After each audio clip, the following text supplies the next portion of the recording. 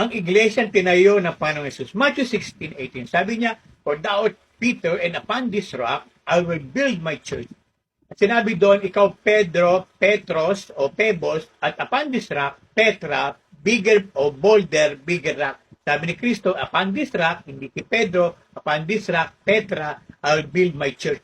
Yung pundasyon o yung bato na tinutukoy na Kristo ng Panginoon na tinayoon ng iglesia ay walang iba kundi ang kanyang sarili. Upon this rock, I will build my church. Kaya sinabi doon, the gates of hell shall not prevail over it kasi siya yung bato. Kinumpirma ito ni Pedro, 1 Peter 2:6-7. Behold, I lay in Zion a precious stone, a cornerstone. Sabi doon, yung batong na kinatitusuran nyo, yun ang pundasyon. Pakita natin si Kristo yung bato na tinutukoy ni Pedro. Kinumpirma rin ni Pablo, 1 Corinthians 3:11.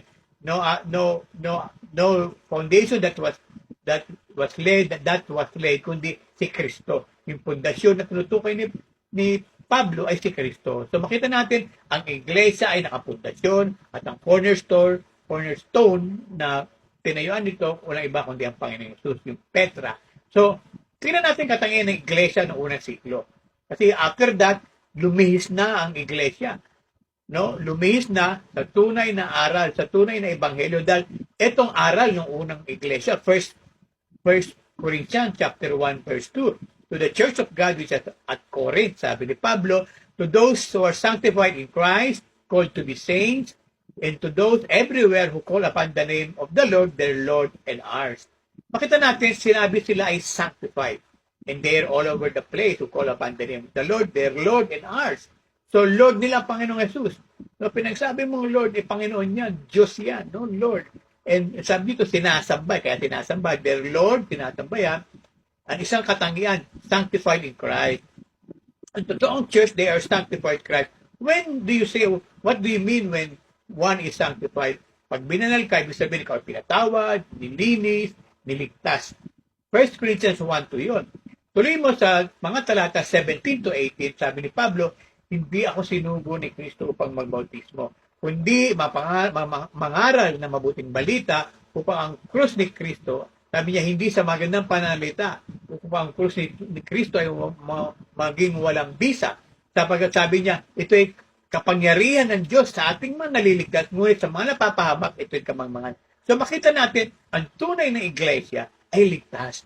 Ang tunay na iglesia, dala-dalay mabuting balita, yung gospel, yung pagtutubos ni Kristo. Yun ang pinangangaral nila. So makita natin, yan ang iglesia noong unang panahon. Pero ang iglesia ngayon, hindi ngayon ang kaligtasan at buhay na walang hanggan. So, ano ang katangian ng unang iglesia, yung unang siglo? Mapapansin nyo, alam nilang sila'y ligtas eh. Bakit? Sinabi mismo ni Pedro, no, na kinikinila nilang Papa, na Pope, ang sabi ni Pedro, 1 Peter 1:8-9, receiving the outcome of your faith, the salvation of your souls. So, tinatanggap ninyo ang bunga ng inyong pananampalataya, ang kaligtasan ng inyong kaluluwa. So, kay Apostol Pedro, na sinasabi nilang Pope, alam niya ligtas sila eh.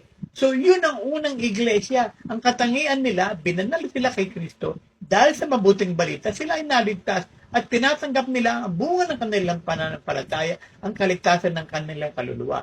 So, dapat yan ang iglesia hahanapin natin ngayon na sinasabi, ngayon ang araw ng kaligtasan, 2 Corinthians 6:2. Yun din ang sinabi, now is the day of salvation.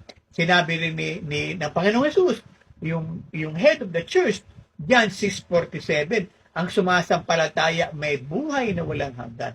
So makita natin, 1 Corinthians 1:2, at sinabi dun sa verse 17-18, sabi dun, at sa ating mga naligtas, through the gospel, ito'y kapangyarihan ng Diyos. Pero ito, yung pangangaral ng krus ay kamangmangan sa mga napapahamak.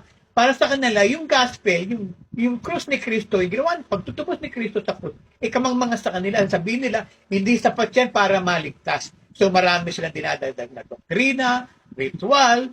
So, ayun. Kaya actually, sinabi ni Pablo sa 1 Corinthians chapter 15, 1-4, tinanggap namin ng mabuting balita, pinahayag nito, sa pamagitan nito, ligtas kayo. Yun yung mga sumampalataya, ligtas kayo. Sabi doon, ang Ebanghelyo, 1 Corinthians 15, 1-4, si Kristo namatay, nilibing at nabuhay na muli, ayon sa kasulatan, para sa ating kasalanan. So,